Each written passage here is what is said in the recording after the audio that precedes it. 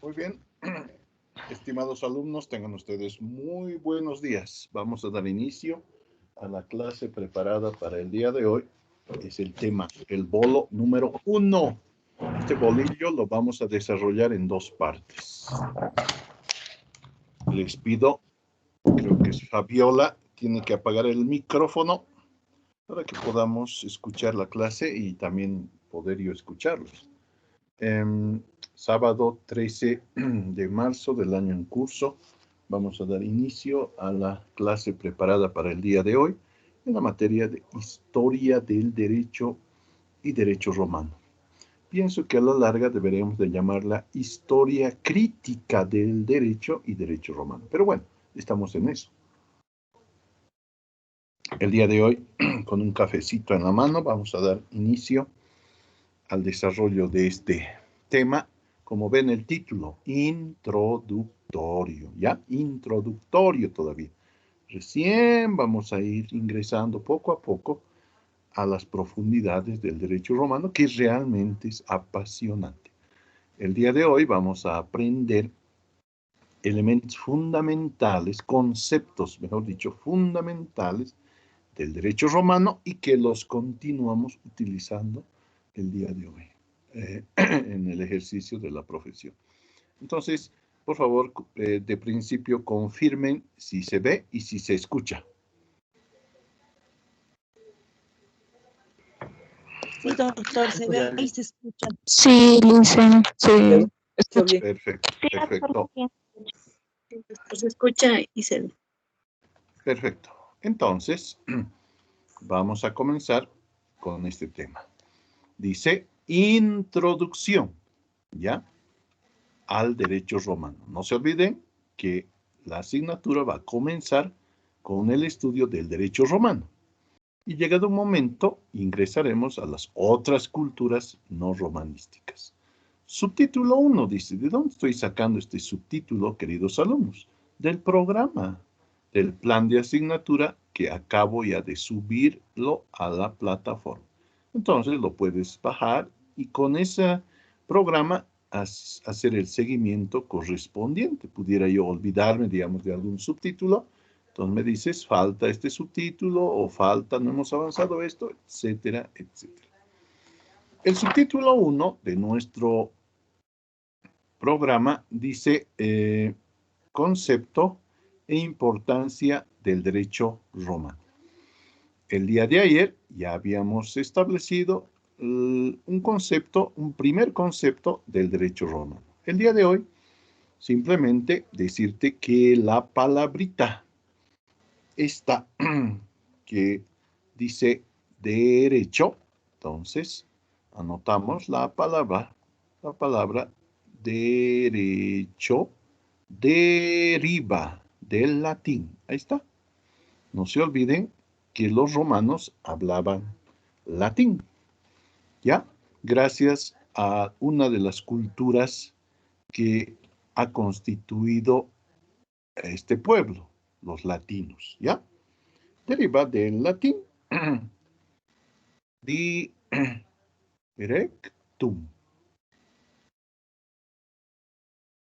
Listo. Esta palabrita es participio, así se dice. Participio de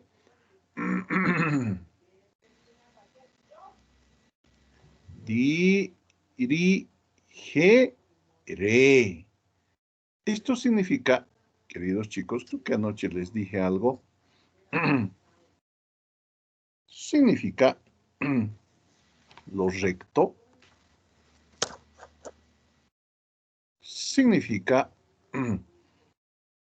conducir. Significa enderezar. Todo eso significa la palabrita. Enderezar. Significa lo directo. Significa lo correcto. Básicamente, ese es el origen etimológico de esta palabrita que vamos a utilizar miles de veces. Deriva del latín directum, dirigere, dirigiere, dicen otros autores. Significa lo recto, conducir, enderezar, directo, correcto, etc. Primera cuestión. Segunda cuestión, aquí arriba. Comprenderán todos ustedes que cada autor, de acuerdo a su época, claro, y de acuerdo a su formación, han ido lanzando una serie de conceptos de la palabra derecho. Pero uno de los conceptos más antiguitos ha sido de este señor, Celso. ¿Ya? Este es uno de los juristas más antiguos del derecho romano. Pertenece a la época de la monarquía. No se olviden que el derecho romano ha atravesado por 3 etapas: la monarquía, la república y el imperio. Entonces, el señor jurista de la monarquía decía en su época, el derecho es el arte, increíble, no dice ciencia, arte de lo bueno y lo justo. Este debe ser uno de los primeros conceptos de la palabra derecho. Obsérvese lo interesante en este concepto, queridos alumnos. Primero, que no es ciencia, ¿no ve? Claro, en esta época todavía no existían las ciencias. Para él era un verdadero arte, una actividad hermosa, bella, como cantar, reclamar, ¿no? Etcétera. Implica que para los romanos no era nada difícil generar leyes, crear leyes, como vamos a ver. ¿Ya? Entonces, antes del siglo XVIII, no podemos hablar, queridos alumnos, todavía de ciencia del derecho. No, simplemente de antecedentes de la ciencia del derecho. A partir del siglo XVIII, gracias a los aportes de Francis Bacon, ¿se acuerdan? En las ciencias naturales, etc. Hay una película también en ese sentido. Recién podríamos hablar de las ciencias, ¿ya? En consideración a los elementos de los que anoche hablamos en cuanto a la ciencia. Perfecto. Ahora bien, ¿qué mezcla este señor en su concepto? Mezcla 2 elementos. Miren, esto es propio de las culturas de la antigüedad. Lo bueno, lo malo, etcétera, forma parte de la moral, ¿no ve? Es un elemento de la moral, ¿comprenderán? Y lo justo, lo injusto tiene que ver con la justicia, con el derecho. Muy bien. Observa tú cómo en esa época, en la mayoría de las culturas, en la creación de sus normas, entremezclaban elementos morales con elementos jurídicos. Era propio de esas épocas. ¿Qué ejemplos podría darles? La Biblia, pues, es el ejemplo más clarito. Cuando leemos la Biblia, especialmente los 10 mandamientos, ahí vas a encontrar cómo se mezclan normas jurídicas con normas morales. Por ejemplo, norma jurídica, no matar. Norma moral, no codiciarás a la mujer de tu prójimo. ¿Ve? Y así se puede observar en las culturas de la antigüedad esa entremezcla de lo moral y lo jurídico. Es propio. No solamente se ha dado aquí en la Biblia entre los hebreos, también se ha dado con el Código de Hammurabi, ¿no? Y otras normas jurídico-morales, digamos, de la antigüedad, perteneciente a distintas culturas. Ojito, eso es propio de las culturas de la antigüedad. Ya con el transcurso del tiempo, hemos ido ya diferenciando con mayor claridad lo que eran las normas morales de las normas jurídicas, ¿ya? Porque el ser buenito o malito, leal o desleal, es propio de cada uno, ¿no? Es una norma moral. Eso no es obligatorio, ¿no? Puede ser buenito, puede ser malito, puede ser leal, desleal, ¿no? En cambio, las normas jurídicas, nos gusten o no nos gusten, se tienen que cumplir. Son coercitivas. Esa es una de las grandes diferencias entre las normas morales y las normas jurídicas.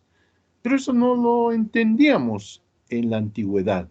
Y entonces, al construir nuestras leyes, mezclábamos estas dos clases de normas. Listo. Nada más quiero decir por ahora. Y al final de la clase, ustedes me dirán qué conceptos del derecho romano son los que tienen. Listo. Nada más eso en el subtítulo 1. 1.1. Ya estamos ahí. 1.1. No te olvides que esta clase va a quedar grabada en la plataforma. No por un tiempo indefinido. Ojito, cuidado también de aquí a un mes. Recién quieras verla, se va a borrar. También se borra automáticamente. Lógico, si no la plataforma puede estallar, ¿no? Se cargaría mucho. Entonces, tiene un tiempo, eso la universidad ya les ha debido indicar. Hay un tiempo en que va a estar la grabación, pero después desaparece. Entonces, sería bueno recoger esta grabación, me refiero a la clase, en tu laptop, en tu computadora y desde ahí poder repasar. El procedimiento aconsejable, queridos chicos, es primero ves el videito, ¿ya? En el momento en que tengas tiempo, ¿ya? Si es suficiente, perfecto. Si algo no entiendes, inmediatamente consultas el texto base, el manual de Derecho Romano de Luis Rodolfo Argüello. Ese texto estamos manejando. Listo. El derecho romano en cuanto a su importancia. La mayoría de los autores, de manera coincidente, señalan que el derecho romano ha sido fundamental en la historia del derecho por tres motivos. Motivos históricos, está pues.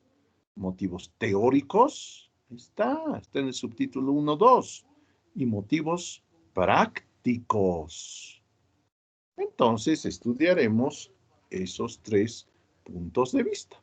Les va a gustar, ojito, ¿eh? Más bien que hoy día es sábado. Desde el punto de vista histórico, bueno, decirles, queridos alumnos, que en el mundo existe en la actualidad una diversidad de sistemas jurídicos. No te puedo decir que el derecho romano es el único en el mundo como fuente de las normas jurídicas. No, estaría errado. El derecho romano apenas forma uno de esos sistemas, ¿ya? Se llama sistema romanista. El derecho romano y es fuente de nuestro derecho actual en varios países de Latinoamérica, como aquí ya he anotado, en varios países de Latinoamérica, en varios países de Europa, e incluso, y eso es lo increíble, en países del Asia. Te voy a mandar una hojita para que lo leas, que sintetiza lo que estoy diciendo. Entonces, sin duda alguna, el derecho romano ha servido de fuente, por eso lo estudiamos, en varios países, varios de Latinoamérica, de Europa e incluso del Asia. Como les decía, ayer me he enterado que el derecho romano en la China, que no tiene nada que ver con Roma, lo estudian distribuida en 3 materias, o sea, derecho romano 1, derecho romano 2 y derecho romano 3. Seguramente porque han reconocido sobre la importancia y profundidad de este derecho. Listo. Primera cuestión. Segunda cuestión. En el mundo no todo es derecho romano, tampoco, no, tampoco. Sí, ejerce fuerte influencia en varios países, pero hay otros sistemas, sin duda alguno. Hay un sistema hindú, ahí está, con características propias, como vamos a ver al final de nuestro programa. Lo que me llama la atención en el sistema jurídico hindú es que se reconocen 5 clases de matrimonios. ¡Qué lindo! Matrimonio, por ejemplo, entre un varón y una mujer. Perfecto. Matrimonio entre un varón y varias mujeres. Ajá. Matrimonio entre una mujer y varios hombres. Matrimonio entre varios hombres y varias mujeres. Matrimonio entre un varón y un animal. Matrimonio de una mujer con un animal. Ah, es que los animales, el elefante, la rata, el mono, ¿se acuerdan? Son para ellos dioses reencarnados, ¿no ve? Eso me llama la atención. También existe un sistema chino que ha influenciado varios países, especialmente asiáticos. Lo que me llama la atención en el sistema jurídico chino es la rigidez de sus sanciones penales. Es terrible. Ustedes saben, hasta hace unos años, creo que 1 o 2 años, cómo se ha hablado de un boliviano que iba a ser colgado, creo que ya lo han ejecutado, ¿no? Iba a ser colgado por narcotráfico. Ni qué decir a políticos que hayan cometido algún acto de corrupción. Y en cuanto a los ladrones, primer robo, demostrado, claro, con juicio, corte de un dedo. Segundo robo, corte de otro dedo. Tercer robo, corte de otro dedo. Increíbles sus sanciones, especialmente en materia penal. También hay un sistema anglosajón, aquí está. El origen de este sistema, queridos alumnos, nace en los pueblos bárbaros, pueblos que vivían alrededor de Roma, ¿ya? No sabían leer, no sabían escribir, pero tenían problemas. Sus problemas los resolvían oralmente, oralmente. En cambio, los romanos, todo escrito, todo formal, todo ritual. Por eso cuando vas donde un abogado, lo primero que te dice es, hay que hacer un escrito. Un escritito hay que presentar, te dice, ¿no? Y empieza a escribir el abogado. Entre los anglosajones, pueblos bárbaros, en esa época, ¿no? Todo era oral, todo era oral. ¿Ya? Y sobre esa base se va generando todo un sistema que en la actualidad está vigente en Estados Unidos, todo oral. Inglaterra, todo oral. Canadá, etcétera, etcétera. Es increíble y es muy interesante, chicos. Esto nos permite entender de dónde venimos, comprender la ley actual y poderla proyectar hacia el futuro. Esa es la idea, ¿ya?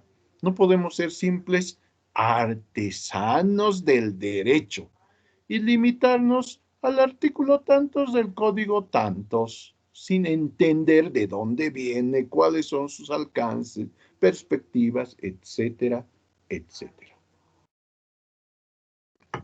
Esa es la importancia del derecho romano desde el punto de vista histórico y su gran influencia en el mundo.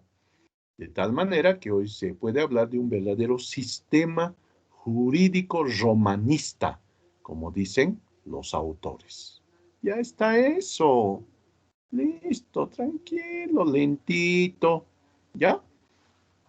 Todo tranquilo, ya después nos alistamos para hacer nuestras actividades, todo está bonito hoy día. Subtítulo 1.2, ya estamos ahí. ¡Qué lindo!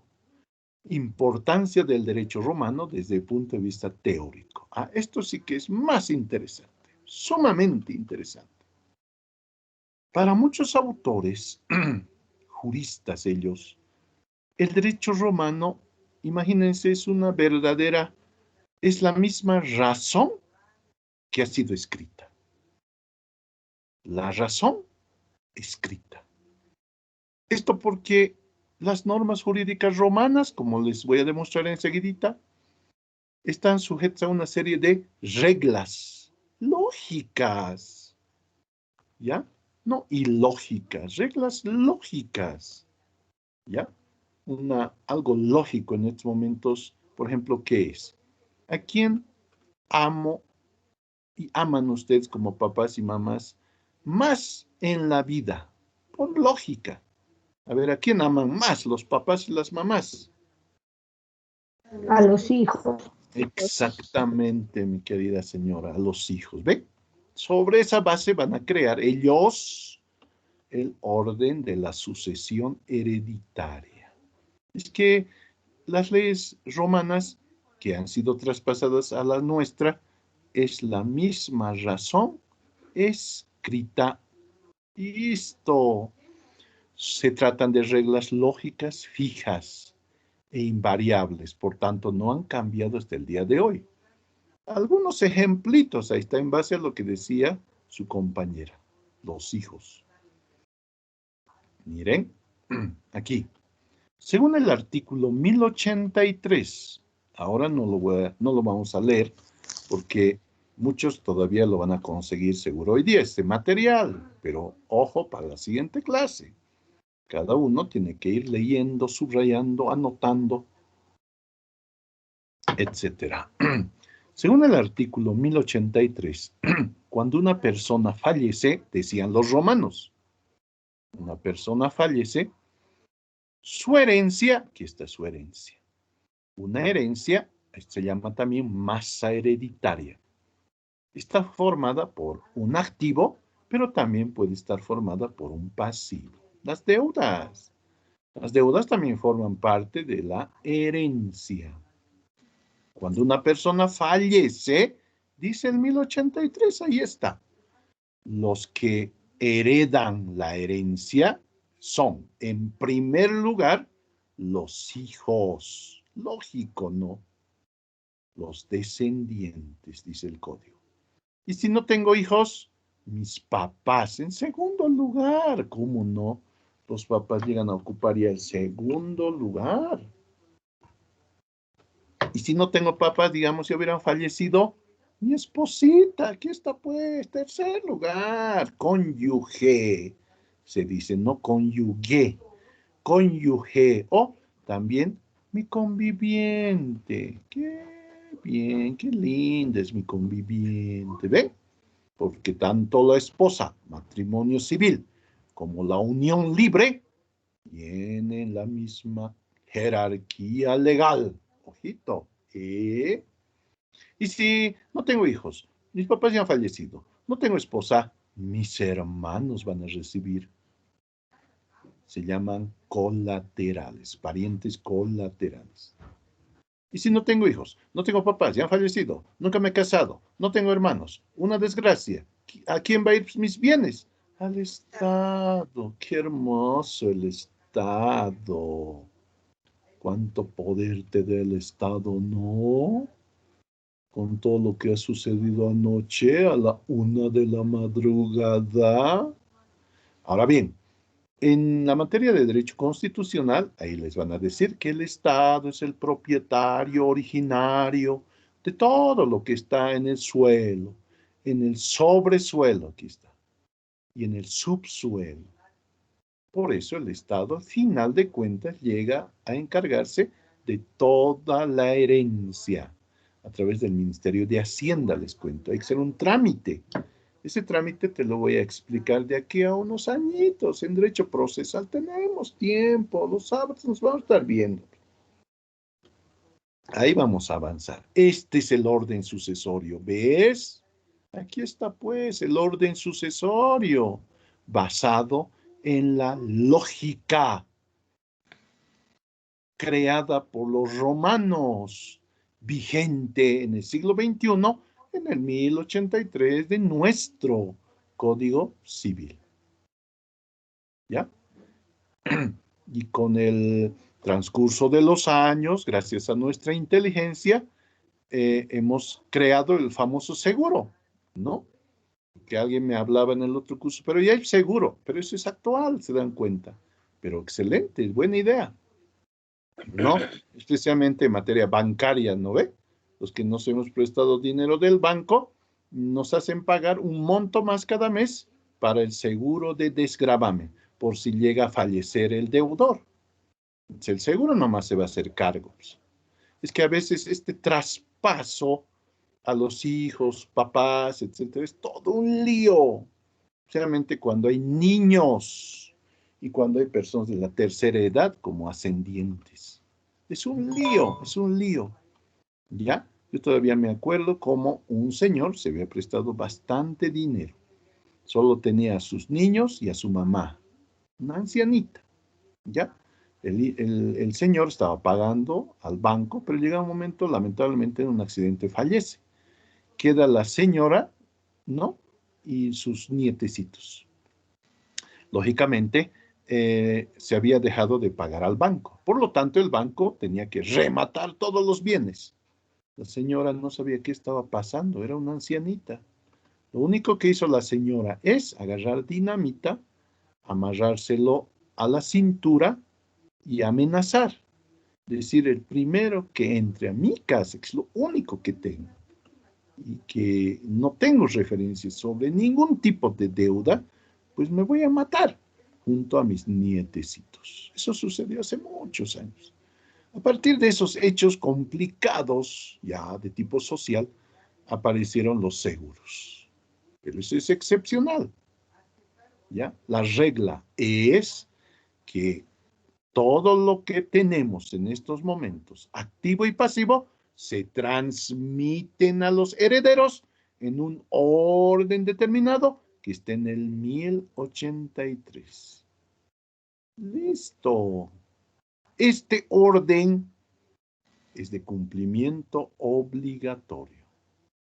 Y alguien me decía, pero yo puedo hacer mi testamento y cambiar el orden. No, este orden es de cumplimiento obligatorio. Llegues a morir con o sin testamento. Con o sin testamento. Tienes que cumplir. Primero descendientes, ascendientes, etcétera, etcétera. No puedes en un testamento decir, no, primero quiero que den todo a mis hermanos. ¿Ya? Y después a mis hijos. En segundo lugar, no, los hijos vamos a plantear con un abogado nulidad del testamento por ser vulneratoria al 1083 del Código Civil. Listo. ¿Se dan cuenta? Ese es un ejemplito nomás les estoy dando de una norma jurídica basada en la lógica. Con razón dicen los autores que el derecho romano es la misma razón escrita. Lo mismo sucedería en este otro casito aquí abajo. Este. Si tú has vendido una casa, inmueble se dice, y si tú has comprado ese inmueble, ¿ya? Y si el vendedor ya te ha entregado la casa adquirida, el inmueble transferido, diremos así, y tú todavía no habías cancelado el precio y llegas a fallecer, por lógica, tus herederos tienen que pagar, ¿no? Terminar de pagar el precio, por lógica. ¿Te imaginas si no hubiera esa regla? Nadie pues, querría vender, comprar, ni alquilar, ni dar en anticrético, por miedo a que se muera una de las partes y no cumplan su prestación de vida. Entonces, así es. Si es que fallece el vendedor, sus herederos tienen que encargarse de cumplir con la obligación comprometida. Si fallece la compradora, pues sus herederos tienen que cumplir. Don't stop. Eso dirá siempre alguien, ¿no? En el 568, el hermoso y bello y nunca antes visto Código Civil. Pero esto es siglo XXI, dirás. Evidente. Esta regla ha nacido en el derecho romano. Así de actual es el derecho romano, queridos alumnos. Listo. Esos son 2 ejemplos. Pero hay más. Miren ustedes. Importancia del derecho. Ya estamos en el 3. ¡Qué lindo! ¡Qué hermoso las clases virtuales! Solo hay que mirar, escuchar, atender. ¿No? Si estuviéramos en las clases prácticas, les esperaría que terminen de escribir. No, pues ahora no, qué bonito, porque ya está grabado esto. Importancia del derecho romano desde el punto de vista práctico. Los romanos eran sumamente prácticos. Quizás por eso se han destacado. No les gustaba filosofar como los griegos. No. No, ellos eran prácticos, ante todo prácticos. Problema, solución. Problema, solución. Y así se van construyendo distintas normas jurídicas que están vigentes hasta el día de hoy. Primer problema. Este señor ama, quiere a esta joven. Ella también. Quieren vivir juntos. Oh, el amor. Léame. Qué hermoso. ¿Ya? Pero no quieren casarse. Qué bonito. No quieren. ¿No? Se aman, se adoran, pero no quieren casarse. Solución, esto, pues no dicen los romanos, ya no hay problema. Generaremos una unión de hecho, que actualmente llamamos concubinato, reconocido por la ley, protegida por la ley. Hasta el día de hoy, chicos. Incluso hoy, que anotan ahí nomás, hoy, no en Roma, hoy ya se ha constituido un registro de uniones libres. Se dice, chicos, unión libre o de hecho. No se usa la palabra concubinato porque les cuento que ha quedado despectivo decir concubinato nomás seres. No. Por ese motivo el Código de las Familias no usa la palabrita concubinato. Es mejor decir unión libre o de hecho. No se dice matrimonio de hecho. Eso sí que es un error. No es matrimonio, ojo. ¿No ve? Es solo unión de hecho. Entonces, si amas, quieres tanto a esta persona, perfecto. Conformen una unión libre o de hecho. Listo. Problema, solución. Aquí está. Segundo problema, segunda solución, de carácter romano. Una pareja, igual, que se aman, se adoran. Aquí está. Oh, qué hermoso, qué hermosa. Contraen matrimonio o conforman una unión libre o de hecho. Pero no pueden tener hijos por diversos motivos, físicos, tal vez, psicológicos. ¿Ya? Entonces, ¿qué hacemos con ese problema? Solución. Listo. Adopción. Ahí está, pues, ¿qué creen que esto ha llegado del cielo? No, es propio de la razón humana, queridos alumnos. ¿Y a quién se le ha ocurrido esto? ¿A los chinos? ¿A los hindús? No, a los romanos. Qué hermoso es el derecho romano. Qué hermoso, me da tanta seguridad como abogado, porque puedo entender de dónde viene cada instituto jurídico. Me da una base sólida. Me permite plantarme con seguridad en mis audiencias y fundamentar, argumentar en cada uno de mis casos. ¿Se dan cuenta? Esa es la clave en la formación con el derecho romano. Otro problema, mire, y hay miles de problemas y miles de soluciones. Otro problema, aquí está. Este era un terreno gigante, miren, grande. Salida a una calle por la parte superior, salida a otra calle por la parte inferior. Todo lindo. Pero a la larga el dueño fallece. Y la casa, ¿no? El terreno se divide en 3 partes. ¿Ya? Aquí queda uno de los hijos, Y. Aquí queda otro de los hijos, X. ¿Ya? El señor X, miren ustedes, queda sin salida. Ah, qué bonito. A eso se llama jurídicamente fundo enclavado. Porque no tiene salida ni por arriba ni por abajo. Imagínense si lo dejáramos ahí. Ese es un problema. No podemos dejarlo pues así. Se va a morir ahí adentro. Todos los romanos dicen problema, problema, problema, solución. Ah, la servidumbre. Crearemos una figura jurídica relativa a inmuebles que se llame servidumbre, por el cual X tenga el derecho, no favorcito, derecho de pedirle a Y le dé una salida, ¿no? Le dé una salida obligatoria, claro, porque está en juego su vida, si no, ¿por dónde va a ir va a salir, entrar, provisionarse de los alimentos, etcétera, etcétera? Entonces, es una salida obligatoria, lo que hoy conocemos como callejoncito. Técnicamente se llama servidumbre de paso. ¿Dónde está eso? Dirás, Código Civil. Ay, qué hermoso, qué bello es el Código Civil. Tengo más o menos 22 años leyendo y leyendo y leyendo para terminar de entender el Código Civil. Entonces, aquí está la servidumbre. Claro que, primero, Y no puede negarse hacia salida.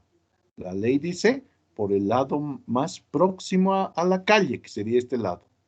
Porque por este lado perjudicaríamos peor, ¿no? Entonces, el lado más próximo. El ancho, dice, de acuerdo a las necesidades de X. Ah, o sea que si yo solo tengo mi familia callejón angostito, pues no es suficiente para entrar y salir. Pero por ahí tengo aquí mi empresa, aquí adentro está toda mi empresa. Antes tiene que ser ancho como para que salgan mis camiones. Ah, o sea que voy a perjudicar a Y, claro, en cierta forma perjudicas, ¿no?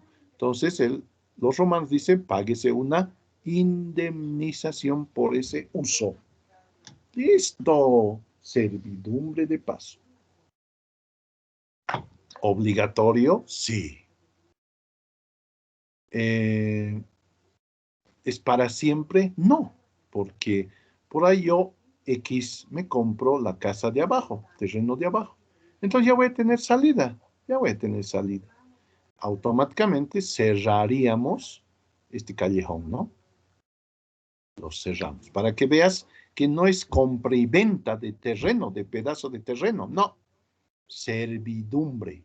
Significa que si obtengo salida por abajo, entonces se cierra este callejón, ¿no? Y me tienen que devolver la indemnización que he cancelado. Así de sencillito.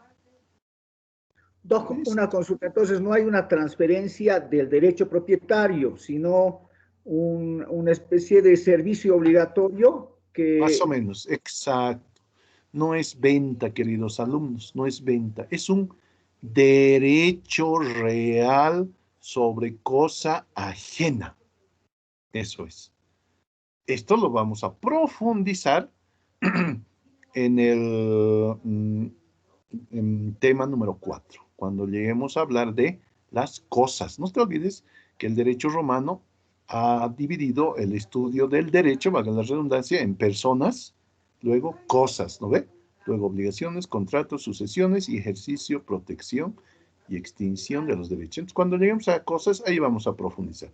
Pero no es compra y venta. Ojito, no es compra y venta. Entonces, en el documento que vas a redactar entre X y Y, porque tienes que hacerlo, prueba, ¿no? Lo vas a registrar en derechos reales. Y ahí se va a aclarar la superficie, ¿no? la extensión, etcétera, etcétera. Y se va a indicar también que es una servidumbre de paso como derecho real sobre cosa ajena, nada más. Exacto, exacto. Eso es. ¿Qué más tengo acá? No, son preguntas. Listo. No sé si hay alguna pregunta, queridos alumnos, hasta aquí. Todo tranquilo, clarito. No, entonces algunos dirán, no, ¿cómo puedes, muñequitos aquí? ¿Qué va a decir mi hijo? Él en su carpetita puro muñequitos tiene y ahora se va a reír de mí, yo también muñequitos. Didáctica, didáctica, ¿ya? Licenciado, Hasta, buenos días. sí, Perdón. buen día. Licenciado, una consulta. Disculpe que nuevamente me pueda explicar eso de la servidumbre. Lo que usted explica es de que se va a ir a registrar a derechos reales Sí. con la servidumbre. Si bien en Ajá, el folio real, digamos, el EY tiene un folio real con una ajá, superficie limitada de 200 metros, estamos poniendo un ejemplo, ajá, eh, y X tiene, o sea, lo que usted dice, 200 también. no son propietarios XY, tienen un Sí, folio real que es 200 metros cuadrados. Ahora sí, usted indica el de X, hay un callejón que se paga el servidumbre. Mi pregunta es, sí. ¿cómo se registra en derechos reales esa servidumbre? ¿Con qué aclaración? No sé cómo se podría Ajá, registrar eso. perfecto. Muy Esa buena es mi pregunta. pregunta. Gracias, licenciado. ¿Cómo no? Ah, muy buena pregunta, chicos, porque miren, X tiene su título de propiedad. Y en su título de propiedad consta que es dueño de 200 metros cuadrados. Listo. Y también tiene su título de propiedad, ¿no? Sobre su terreno. Y en sus títulos dice que es propietario de 200 metros cuadrados. Ya está. Ambos son propietarios. Ahora, se ha presentado este problema. Entonces, vas a redactar, lógicamente, un contrato, ¿no? Sobre servidumbre de paso, ¿no? ¿Por qué digo contrato? Porque esto va a nacer del acuerdo de ambas partes, pues. Entonces, firmamos el contrato. ¿Qué vas a señalar en el contrato? La superficie, ¿no? Que vas a ocupar. ¿Ya? Entonces, va a ser una limitante a estos 200 metros. Si en el contrato aclaras, pues, ¿no? Yo, mayor de edad, a mí por derecho, declaro ser propietario de un bien inmueble ubicado en la zona, calle, número de esta ciudad, con una superficie total de 200 metros cuadrados. Listo. Segunda, yo diría, ¿no? Segunda, cláusula segunda, al presente por así convenir a nuestros intereses, ¿no? He decidido reconocer en favor del señor X una servidumbre de paso. ¿Ves? O sea, no podría hacer esta redacción si no supiera de la figura, chicos. Ojito, ¿eh? He decidido reconocer a mi vecino X una servidumbre de paso, ¿no? Sobre la parte izquierda, no, sobre la parte eh, mm, oeste de mi bien inmueble. Digamos que estamos ahí, ¿ya? Norte, sur, etcétera. Entonces ya tú tienes que ir construyendo, ¿ya? Sobre la parte oeste de mi propiedad. Con una superficie de largo 3 metros, ancho 2 metros, así, que será de uso, ¿ya? Temporal del señor X, ¿ya? Y que estará totalmente a su cargo en cuanto a mantenimiento se refiere. Debiendo las partes, bueno, no, el señor X separar el callejón con una pared de ladrillo o de adobe, etcétera. Depende, ¿no? A lo largo de todo el paso. ¿Ya? Además, deberá colocar una puerta de acceso, que será de exclusiva responsabilidad del señor X. Así vas construyendo. Cláusula tercera. De común acuerdo se estipula de manera clara y expresa que el señor X cancelará al señor Y la suma de $5,000 americanos por los daños y perjuicios ocasionados. Listo. O también puede decir, se cancelará $5,000 americanos, pero entregados en forma de construcción de un baño para el señor Y. Puede ser también así, no en dinero. Generalmente es así, ¿no? O pintado de todo su inmueble, también puede ser, ¿no? Depende, pues, del acuerdo. ¿Ven? Así. Y luego, cláusula cuarta. Yo, señor X, mayor de edad, manifiesto plena conformidad con todas las cláusulas precedentes, motivo por el cual suscribo el documento en 3 ejemplares. 3. Uno para Y, uno para X y uno para el notario. ¡Listo! Ya está. Entonces lo haremos notarial, lo hacemos notariar, ¿ven? Lo hacemos notarial. Este documento, ¿ven? ¿Quién hace eso? El abogado. ¿Qué es el derecho? El arte de lo bueno y lo justo. Arte. ¿Por qué arte? Ahora la entienden a Celso. Porque estoy construyendo, aquí está. Estoy diseñando un traje especialmente hecho para el señor X y para el señor Y. Listo, lo inscribo. Ya, ¿dónde se va a inscribir esta limitante? En el título de propiedad de Y. Y sigue siendo dueño de los 200 metros cuadrados. Él es el propietario. Pero va a haber una limitante. ¿Ya? Un derecho de paso con una superficie de 3 por 2 en la parte oeste del inmueble, etcétera, etcétera. Nada más. Ya está. Entonces, digamos, tú Y lo quieres vender algún día al señor A. El señor A se fija y dice, aquí hay una servidumbre de paso. Sí, señor. Y usted tiene que respetar, ¿no? Porque está eso registrado. Ya no importa. Perfecto, entonces véndamelo a la casa y se lo vende y el nuevo dueño es A y tiene que respetar ese callejón. Ahora, lo grave, chicos, es cuando no inscribes este documento. No lo inscribes. No, pues entonces yo, nuevo dueño, ¿ya? Soy A, llego a la casa y lo cierro, pues. Porque a mí no me consta de servidumbres de paz. No, yo lo cierro, está dentro de mis 200 metros, lo cierro y se acabó. X va a tener que pagarme de nuevo, ¿no?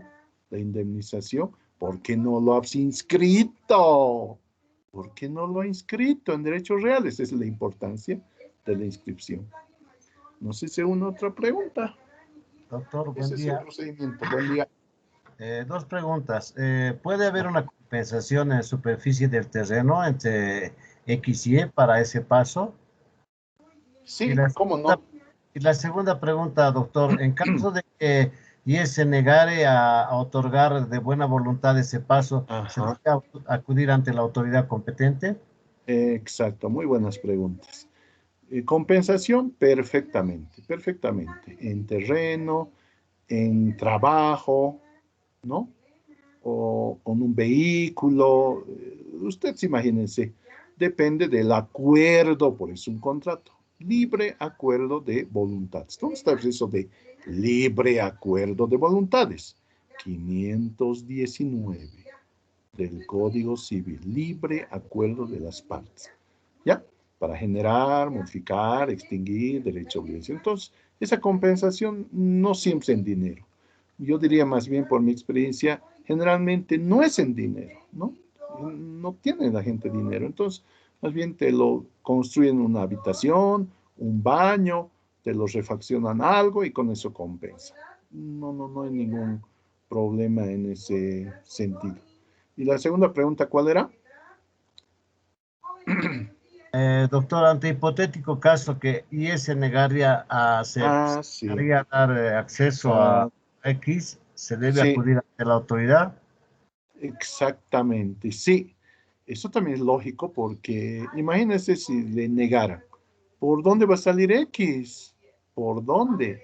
Entonces, la misma ley ha generado una acción que se llama, esto también es romano, es increíble, interdicto de daño temido. Estoy temiendo un grave daño al no poder salir.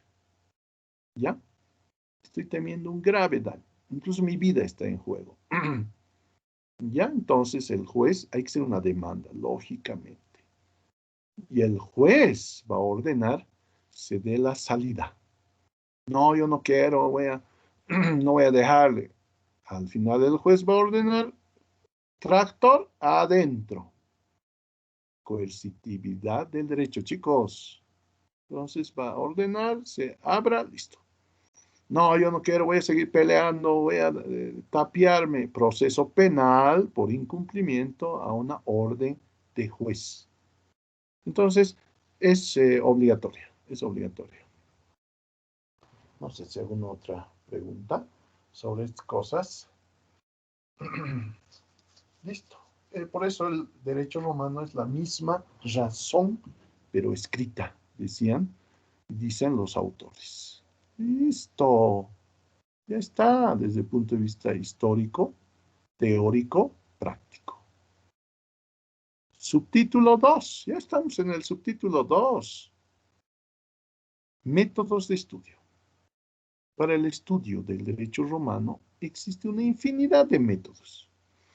Uno es el método histórico, por ejemplo, que lo encuentran en el libro Curso de Derecho Romano de Giovanni Sansove. Este aburrido porque enseña romano a partir de la pura historia, full historia. Te duermes, ¿ya? Yo he elegido estos dos métodos que me parecen mucho más didácticos. Uno cronológico, el método cronológico, y el método sincrónico o sistemático se llama también.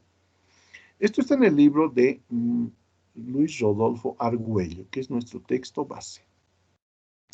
El método cronológico consiste en estudiar al derecho romano a través de las etapas históricas por las que se ha desarrollado esta cultura. Entonces, estudiaremos al derecho romano durante la monarquía, qué es lo que sucedió, cuáles eran las características, ¿no? Esa es la primera etapa, ¿no? Del derecho romano. Luego el derecho romano durante la República, qué pasó, cómo avanzó o retrocedió. Y luego el derecho romano durante el imperio. Listo. No se olviden que el pueblo romano atravesó por 3 etapas. Así como en esta parte del mundo, ¿no ve? Precolonia, colonia, república. Igual allá. Monarquía, república e imperio. A todo esto se llama primera vida del derecho romano.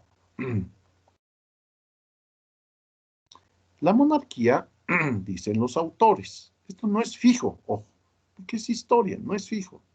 Tampoco esto va a entrar al examen. Nada de fechas, nada de nombres, ¿ya? La monarquía habría comenzado el 753 con la fundación de Roma y más o menos habría durado hasta 509 antes de Jesucristo. Ese periodo se llama monárquico. La república habría comenzado en 509, más o menos hasta el 29.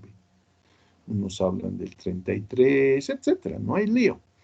Y otro es el imperio, que más o menos habría comenzado el 29 y terminado con la caída del Imperio Romano de Oriente en 1453. Entonces ahí nace Jesucristo, ¿ven? Ahí está.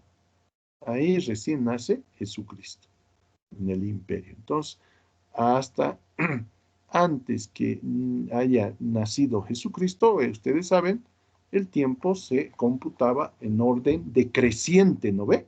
Por eso es AC, 753, 752, 751, 750 y así sucesivamente.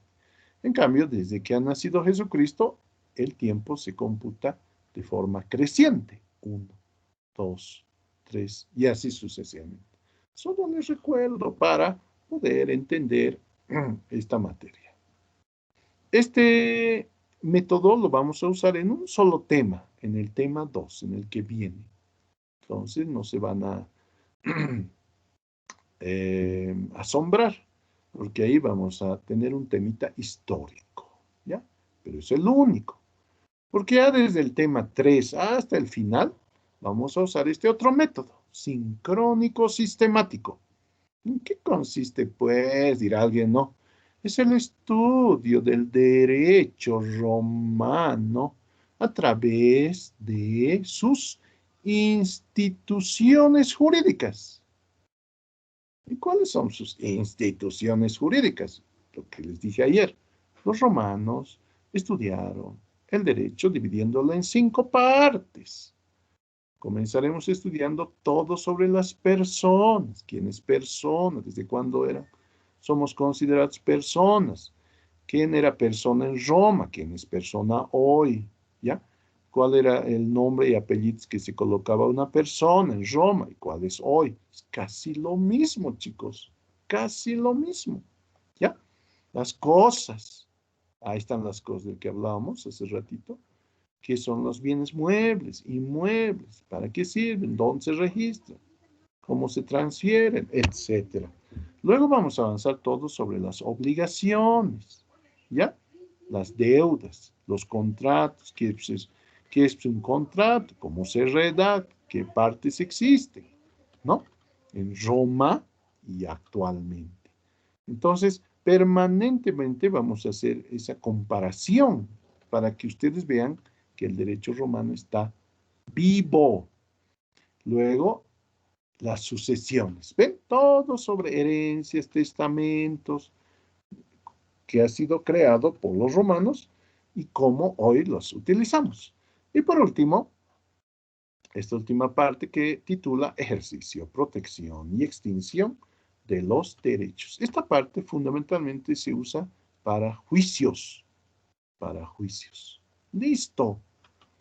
Ahora tú dirás, pero qué antiguo el Señor, ¿cómo nos va a enseñar estas cosas de hace tantos siglos? No es así, porque si lees el índice, a ver, solo fíjate en el índice de tu hermoso Código Civil, vas a encontrar que este código tiene 5 libros. El primer libro titula Personas. Segundo, Cosas. Tercero es este. Cuarto es este. Quinto es este. O sea, el mismo orden, la misma sistemática romana, ¿está vigente en el actual Código Civil? Sí. Sí, exactamente. Listo. Aquí me falta algo. Desde la fundación de Roma hasta la caída del Imperio Romano de Oriente, se llama primera vida del derecho romano. Ahí hubiera desaparecido el derecho romano, porque muchos de sus documentos, obras, comenzando de la ley de las 12 tablas, fueron quemadas, ¿no ven? La biblioteca de Alejandría, etcétera. Todo se quemó, estos bárbaros, pues, todo lo quemaron. Pero hubieron, les cuento, juristas, ya hasta de forma oculta, seguían estudiando el derecho romano. Esos juristas se llamaban glosadores. Y postglosadores. Señores, hasta de manera clandestina, seguían y seguían estudiando al derecho romano. Gracias, señores, nos ha llegado el derecho romano hasta el día de hoy. Si esto no se hubieran encargado de esa labor, ni siquiera hubiéramos sabido del derecho romano.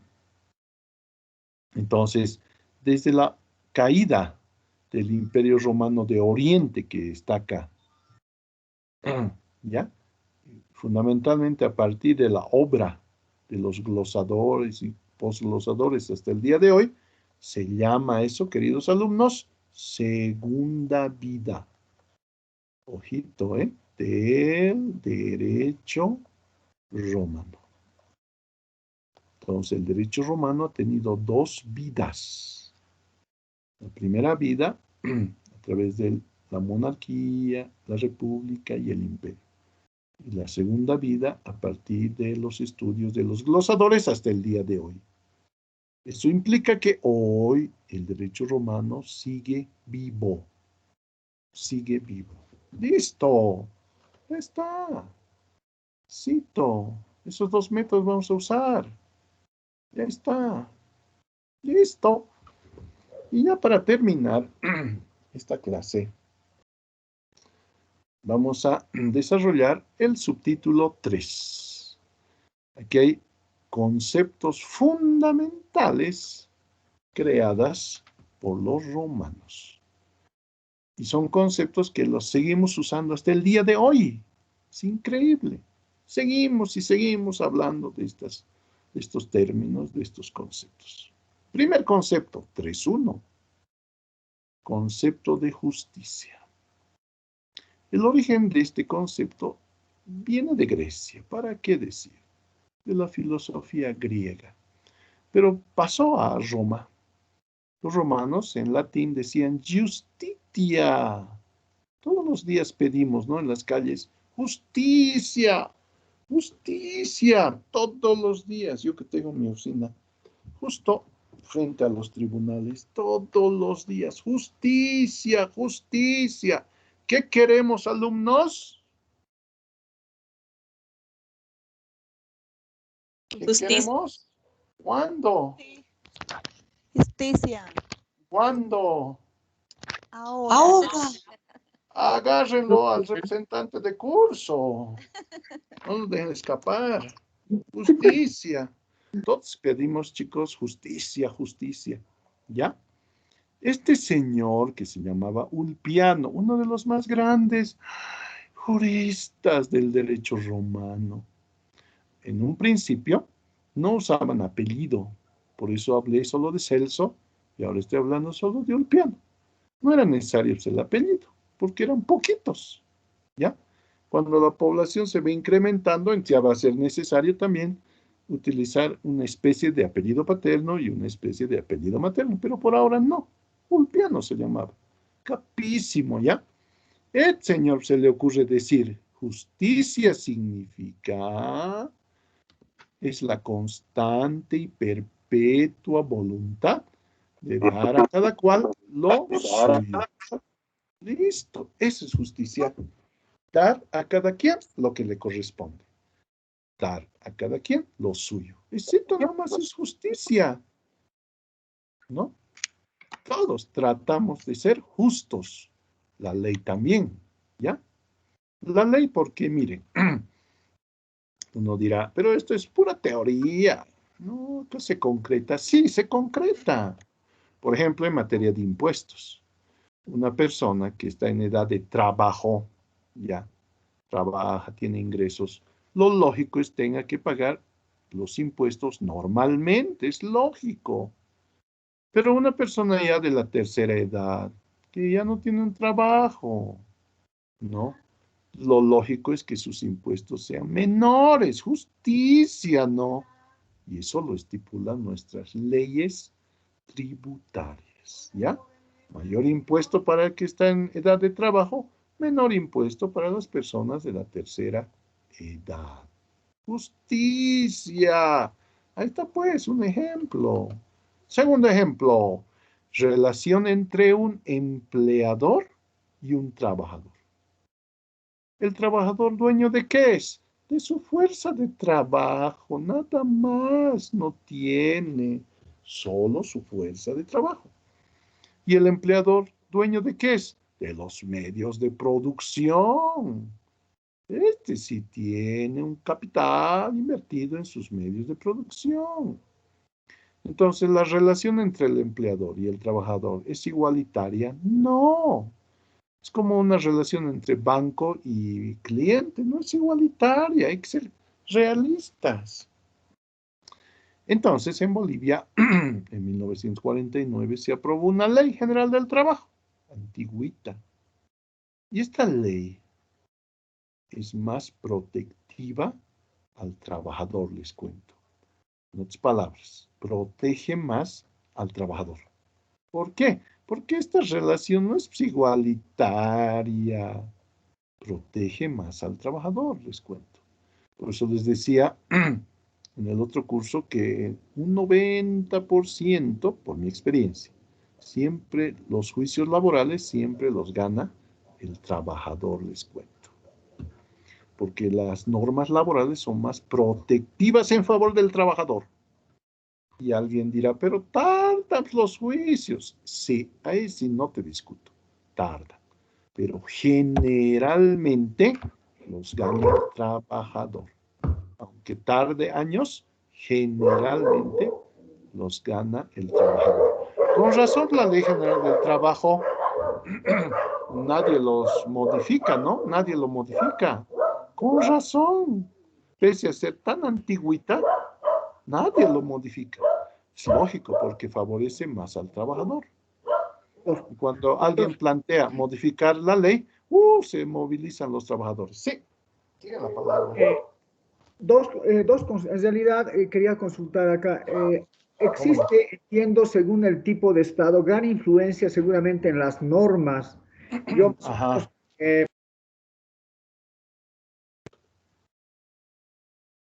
Se le ha cortado. Hay tres tipos de Estado. Un tipo monárquico que Ajá. dura 249 años, una etapa republicana menos, de sí. más o menos 400 años, y la más larga, 1487 años, que es la parte del imperio. El imperio, O sí. sea, este tipo de Estado, o sea, me imagino que ha generado gran influencia en la normativa. ¿Por qué me decías? Cuando da este ejemplo de la normativa laboral en nuestro país, Ajá. ha habido, por ejemplo, etapas de gobierno donde se ha hecho la flexibilización laboral, ¿no? Okay. Generando mejores condiciones para el privado que para el trabajador.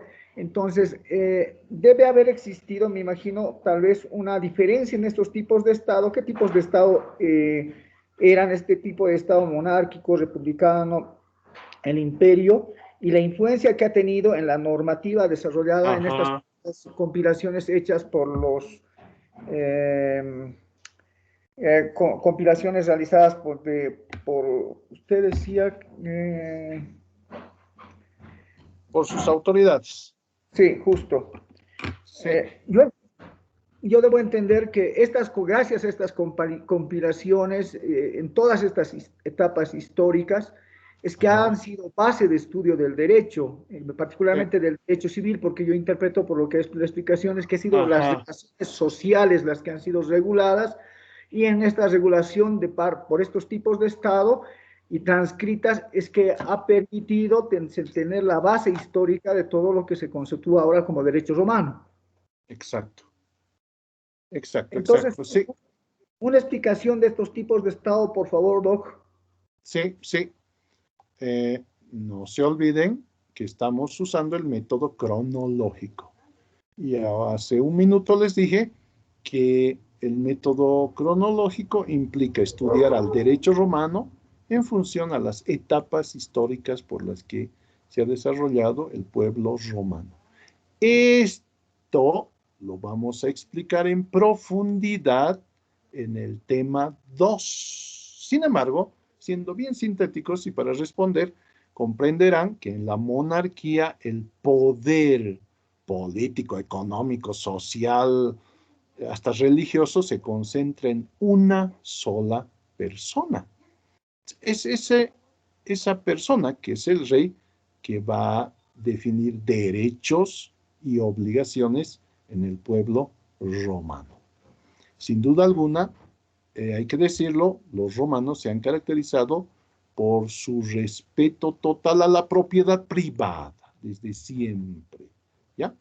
Esa era la característica fundamental, autoridades que fungían de forma vitalicia, un senado que cogobierna con el rey, manteniendo en lo posible su poder político, y clases sociales antagónicas, patricios por un lado, con una infinidad de beneficios, y los plebeyos, también ciudadanos romanos, pero totalmente discriminados. El derecho se construye en función a los patricios, ¿ya? En cambio, la República, periodo mucho más democrático, desaparecen los cargos vitalicios, se pone en vigencia el voto como mecanismo de elección de las autoridades, ya no hay cargos vitalicios, los cargos existentes duran un año. Y lo más interesante en este periodo en materia jurídica es que gracias a la ley de las 12 tablas que se ha construido en este periodo, patricios y plebeyos gozan de iguales derechos y obligaciones. Eso es lo más relevante. Esa ha sido la principal fuente también del derecho en este periodo. En cambio, en la monarquía, la principal fuente han sido sus costumbres, nada más, pero costumbres impuestas desde los patricios. Ojito, ¿eh? En cambio, en la República, la principal fuente ha sido la ley de las 12 tablas.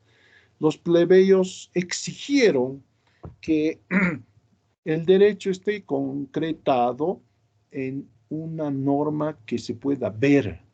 Y de ahí construyeron en madera la ley de las 12 tablas, las colocaron en lugares visibles para que todos sepan cuáles son sus derechos y cuáles son sus obligaciones, porque antes de la República el derecho lo manejaban los patricios a través de los sacerdotes. Los sacerdotes eran los únicos que supuestamente conocían esas costumbres y las implementaban y las interpretaban. En cambio, en la República es un periodo mucho más democrático. Y al final llega el imperio. Nuevamente el poder se concentra en una sola persona. Desaparecen los jueces pretores. En la República el trabajo de los pretores era el de la administración de justicia. Desaparece, el pueblo tiene un mínimo rol en este periodo, ¿ya? Y bueno, los funcionarios imperiales son elegidos a dedo por el emperador, nada que ver con votaciones, el emperador hacía y deshacía en el ámbito económico, político y jurídico. Sin embargo, en el último periodo del imperio, más o menos desde 476 después de Cristo, aparece Justiniano en la parte oriental del imperio y acompañado de su colaborador Triboniano. No se conoce mucho de este Triboniano, pero dice que él es el que va a redactar una obra monumental que sintetiza todo lo que se hizo en derecho en esta cultura, el Corpus Juris Civile, cuerpo de derecho civil, que al leerlo es como si estuvieran leyendo un libro actual de derecho civil. Y usted tiene razón que al hablar solo de derecho civil, porque comprenderán, queridos alumnos, que en todo este periodo no había penal, laboral, agrario, financiero, tributario, no había, todo era civil. Todo era civil. ¿Y de dónde han surgido esas ramas? todas se han independizado del derecho civil, toditas. Por eso los abogados ahora dicen, quien sabe civil, sabe derecho, porque saben cuál ha sido el origen de esas otras ramas. Entonces, en síntesis, esas han sido las características principales de estas tres etapas históricas, pero que las vamos a desarrollar en detalle en el tema segundo. Esa es la respuesta. No sé si hay alguna otra pregunta sobre estas cosas, queridos alumnos. Ya llegando al final. Muchas gracias. Un gusto. Ya, entonces, algo más. Aquí está. 3.2. La equidad. Otro concepto. Evidente. Nació en Grecia, pero ha sido sistematizado y ha sido aplicado en Roma. En latín, equitas. Significa igualdad. ¿No? Era una especie de modelo, modelo al que debía acomodarse toda ley, todo decreto, porque en Roma ya habían leyes, ya habían decretos y otras disposiciones legales, senado consultos, edictos, etcétera, etcétera, ya había. Entonces, en la construcción de estas leyes romanas, se trataba, no siempre se lograba, pero se trataba de que esas leyes sean equitativas, igualitarias. ¿Ya?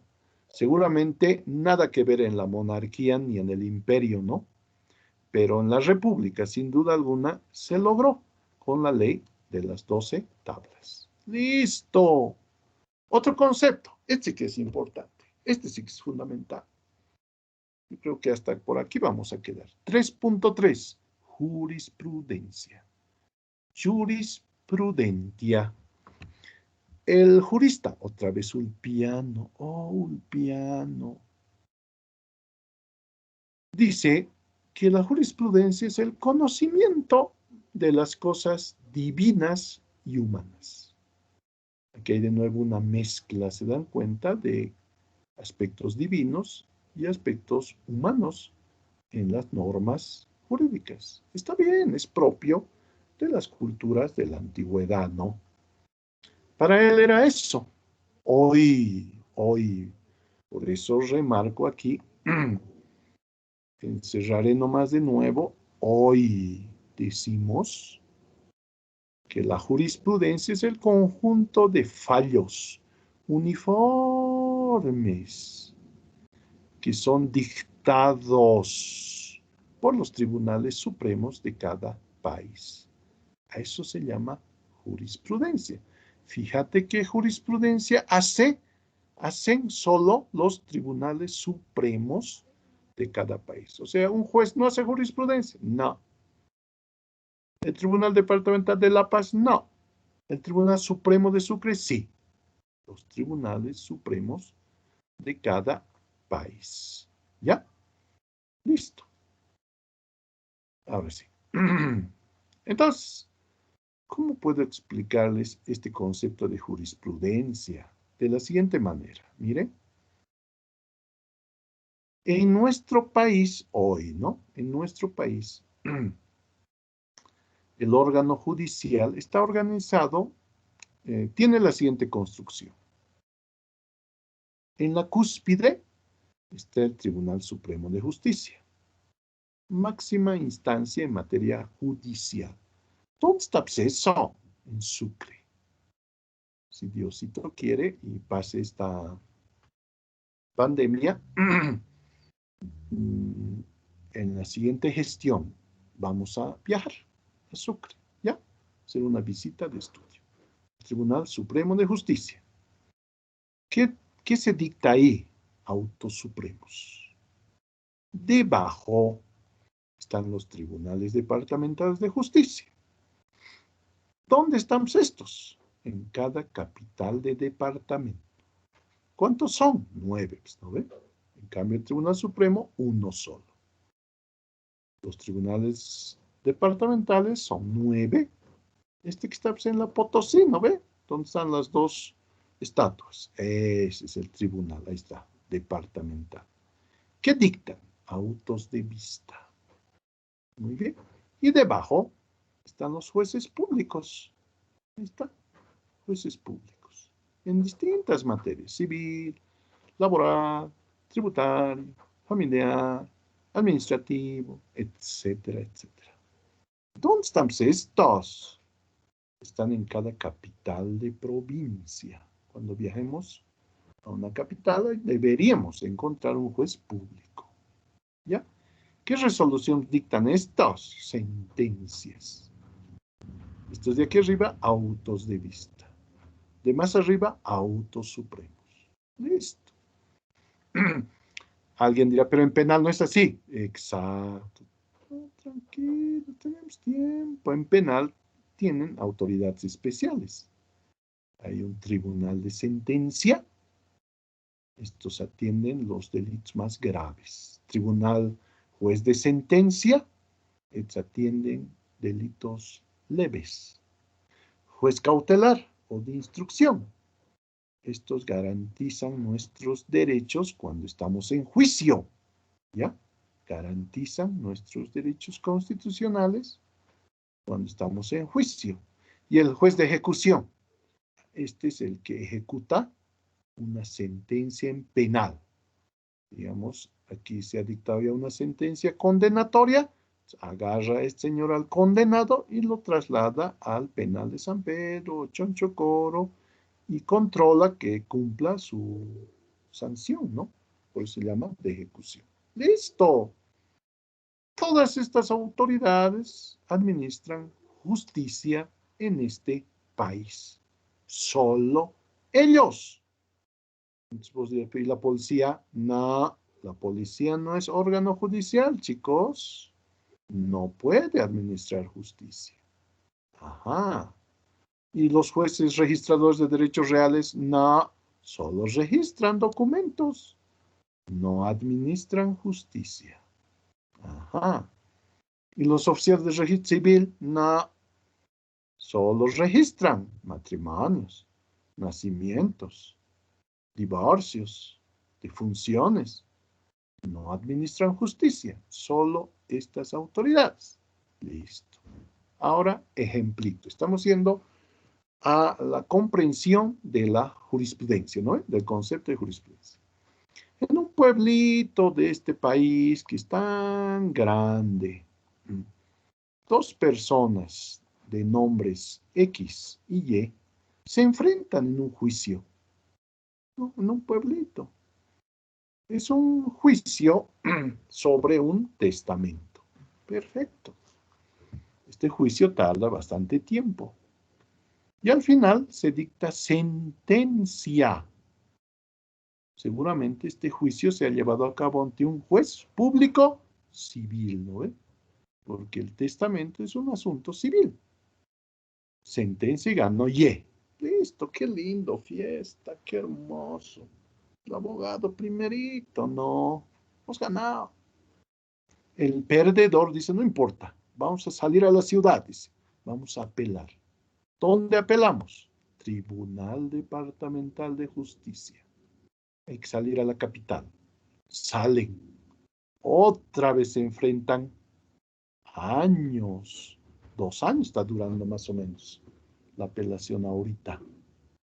Otra vez se enfrentan que esto, que el otro, memoriales. De nuevo gana Y.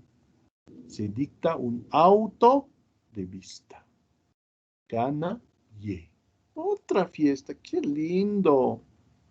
¡Qué hermoso! No importa, dice el perdedor. Vamos a Sucre. Van a Sucre. Última instancia. Otra vez se enfrentan. Estamos a 2021. Se enfrentan. 2 años está durando mínimo también Sucre. ¿Ya? ¿Y quién creen que gana? X. X gana al final. Listo, no hay más, chicos, no hay más. ¿Dónde más voy a ir? Alguien dirá, al tribunal celestial. No, pues, no, ya no hay más, ya no hay más. Ahí termina. Listo, ya se ha resuelto este asunto sobre testamento. Y hay un precedente. Ya hay un antecedente sobre esos casos que se ha generado el 2021. Listo. Pasan los años, aquí está, años, y el 2024, ojito, en otro lugar del país, otras personas de nombres A y B se vuelven a enfrentar por un asunto parecido, similar, también sobre testamento. Se vuelven a enfrentar. Este juez tiene que resolver este problema tal como lo ha resuelto el Tribunal Supremo el 2021. Esta resolución del 2024 tiene que ser parecida a la del 2021. Una vez resuelto esto, en otro lugar del país, el 2029, otra vez se enfrentan sobre un asunto parecido. El señor M contra el señor N. Se enfrentan años. ¿Cómo va a resolver el juez del 2029? De forma parecida a como se ha resuelto el 2021 y el 2024. Eso es jurisprudencia, ¿ya? Ya hay antecedentes, precedente, que está. Ya hay jurisprudencia sobre este asunto. Sería grave, pues, ¿no? Que el 2021 sobre testamento el juez resuelve de una forma. El 2024 también sobre testamento resuelve de otra manera. El 2029 de otra manera. No, ya sería un caos, inseguridad habría. Ya no sabrías cómo vas a resolver tu caso sobre testamento el siguiente año. Observen acá con esta flechita, ya se ha armado, se está formando una línea jurisprudencial, se llama. Y hay línea jurisprudencial, señor juez, se dice. Entonces yo exijo a su autoridad, a 2029, resolver el asunto tal como ya se ha resuelto el 2021 y el 2024. Eso es jurisprudencia. Y en el fondo, ¿qué estamos haciendo el pianito? Estamos conociendo, estamos procediendo al conocimiento de las cosas divinas y humanas. Eso es jurisprudencia, queridos alumnos. Ojito, especialmente con estas autoridades. La estructura del órgano judicial, básicamente estoy diciendo, porque estamos todavía empezando, básicamente es esta. Y de ahí surge el concepto de jurisprudencia. ¿Alguna pregunta desde esta parte? Que siempre suelen haber preguntas, que mi divorcio, que cómo es posible. Existiendo esta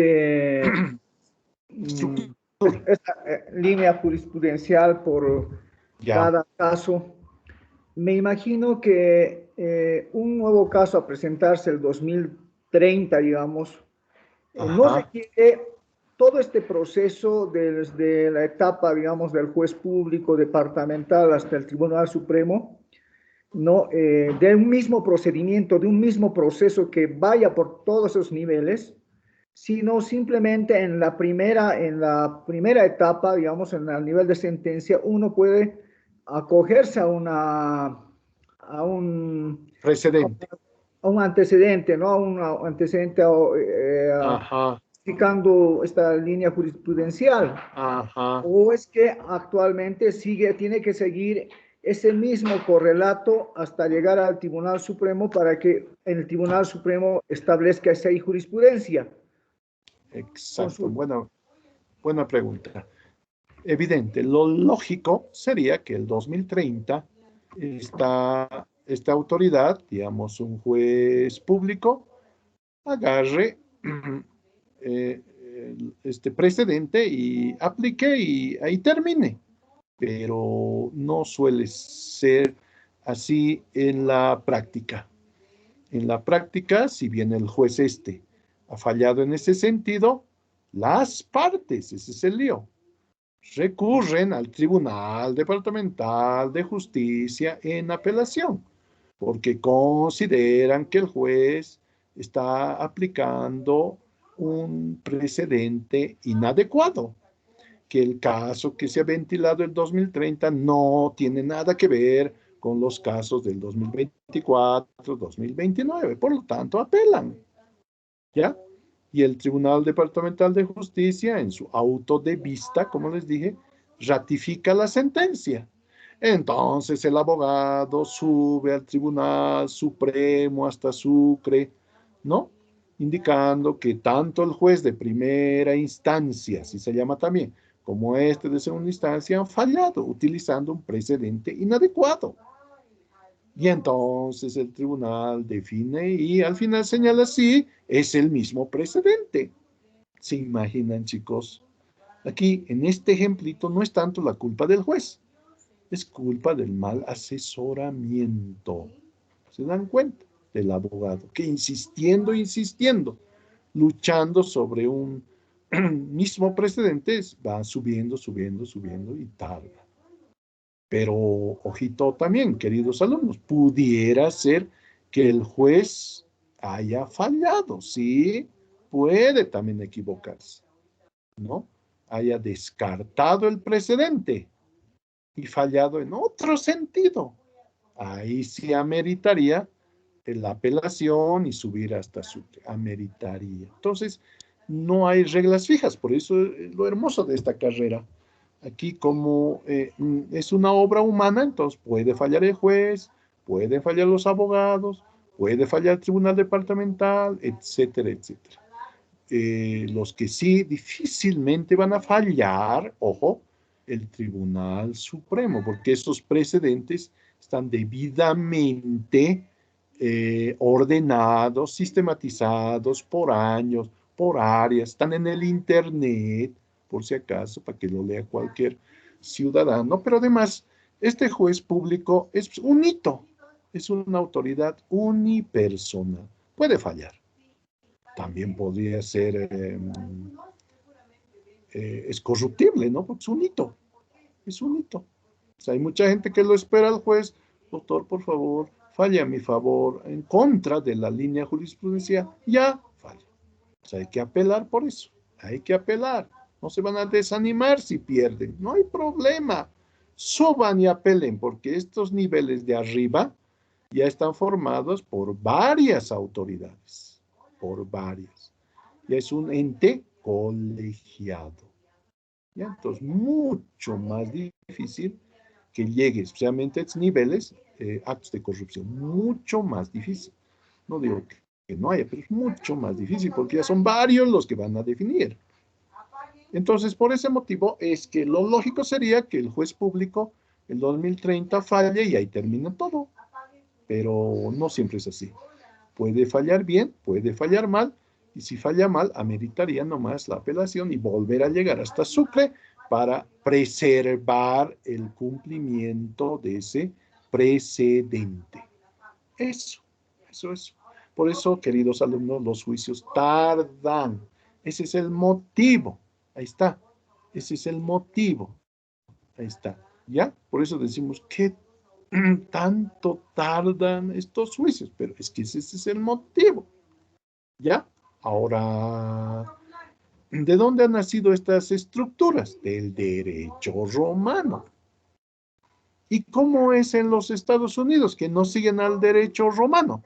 No colocan aquí jueces unipersonales, colocan jurados. Podría ser también que lo propongas en tu tesis.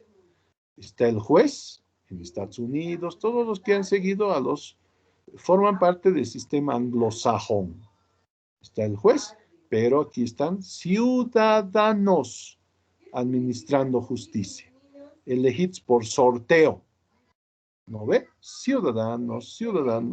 Más difícil la corrupción, ¿no? Aquí, más difícil. Entonces, ellos definen ya en primera instancia. ¿Sí? Podría ser, hay que pensarlo, hay que seguir pensando cuál sería el mejor método, ¿no?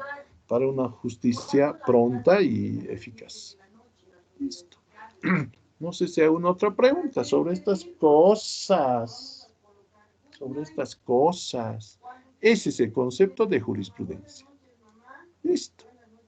Y por último, termino la clase con el 3.4.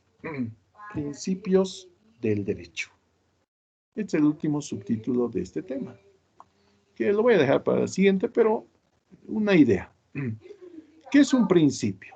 Es una idea rectora que guía nuestra vida, ¿no? Guía nuestro accionar.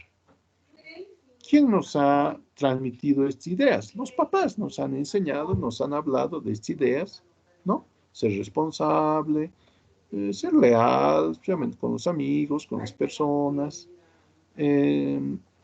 ser puntual, ¿no? Son principios que uno tiene, todos tenemos, y que guían nuestra vida. De igual manera, el derecho, en este caso el derecho romano, giran alrededor de ciertos principios, ideas rectoras que fueron construyendo los romanos, que sobrepasan los 200. Ayer justo estaba viendo en mi biblioteca diccionarios de principios jurídicos. Hay diccionarios. Los romanos fueron creando una infinidad de principios. Nosotros, a lo largo de la carrera, unos 4 años, vamos a aprender 200 principios de memoria. En esta materia vamos a aprender los primeros 10. Nada más quisiera que memoricen 10 principios. Cuando tengan un problema, no sepan qué hacer, todo se vea negro, no haya ley que resuelva el problema, porque no todo está regulado, usen principios jurídicos. Les va a ayudar a salir del problema del embrollo. Y revisemos solo los primeros 3, que son sencillitos. Primer principio, romano. Es el mismo concepto de justicia. Decían los romanos, dar a cada quien lo que le corresponde. Primer principio, primera idea rectora que los legisladores tenían en mente al construir una ley, un decreto. Hoy también, ¿no? Es la idea. Al hacer un decreto supremo, un reglamento, una ordenanza municipal, que en lo posible se dé a cada quien lo suyo. Esa es la idea, ¿no? Igual era en Roma. 2. Segundo principio, también facilito. Vivir honestamente. Básico, ¿no?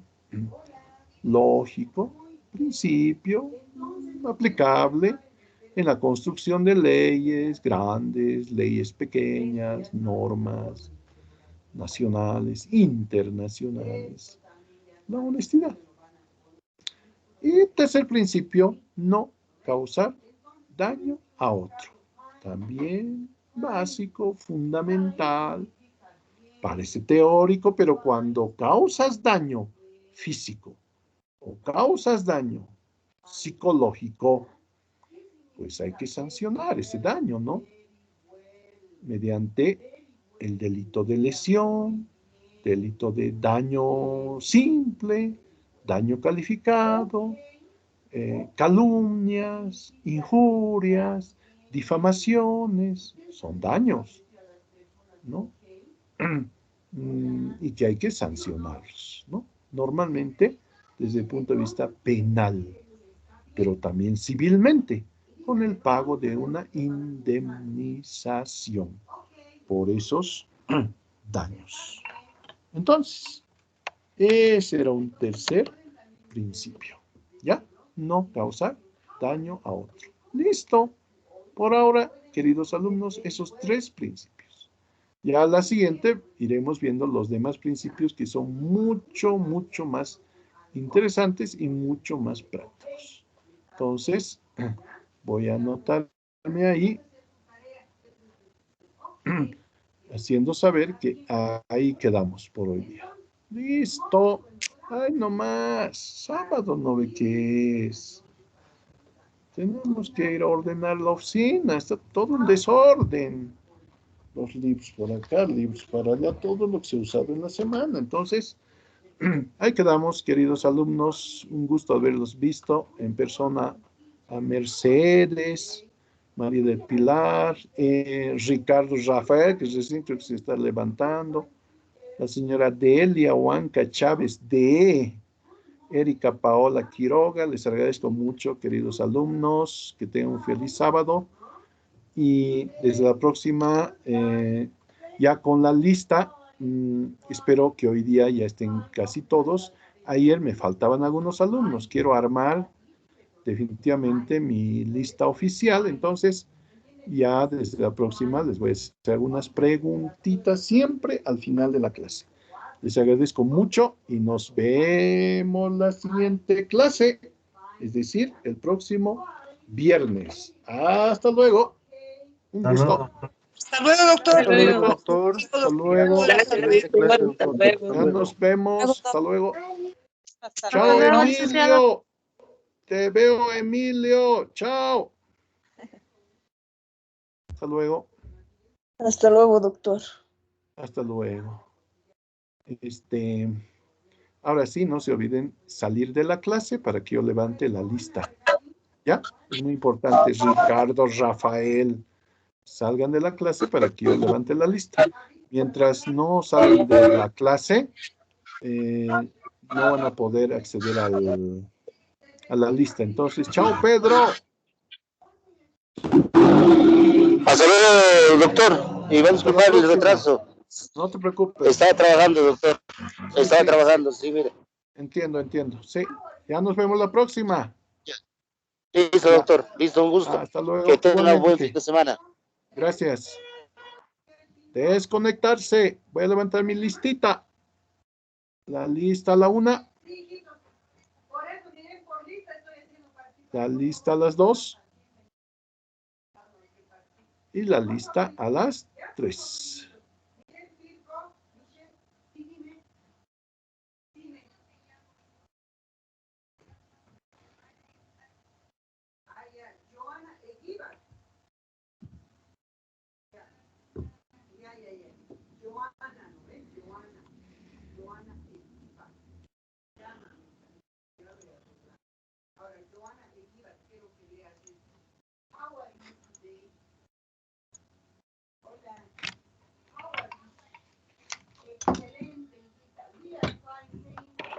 What?